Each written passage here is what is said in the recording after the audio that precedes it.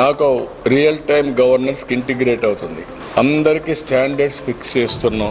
ఏ అర్జీ వచ్చినా ఎన్ని రోజుల్లో పరిష్కారం చేయాలని, ఫైనాన్షియల్, నాన్ ఫైనాన్షియల్ అయితే ఈ టైం, ఒకవేళ రిసోర్సెస్ లేకపోతే ఏ విధంగా చేయాలని ఆలోచించుకుంటా ప్రాధాన్యత క్రమంలో. నాన్ ఫైనాన్షియల్ జెన్యూన్ గా ఉంటే, చట్టపరంగా ఉంటే నో నెగోషియబుల్, జీరో టాలరెన్స్ అన్ని పరిష్కారం చేస్తాం. ఈ సందర్భంలో ఇక్కడికి వచ్చింది ఏంటంటే ఇవన్నీ కూడా రికార్డ్ చేసిన తర్వాత ఇవి నేరుగా గవర్నమెంట్ సమస్యలన్నీ పీజీఆర్ఎస్కి వెళ్తాయి.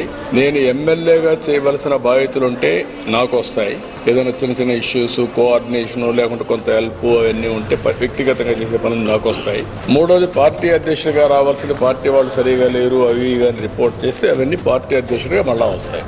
ఇది కోఆర్డినేట్ చేసుకుంటున్నాం. అందుకే ఇది ఒక వినూత్నమైన ప్రయోగం టెక్నాలజీలో.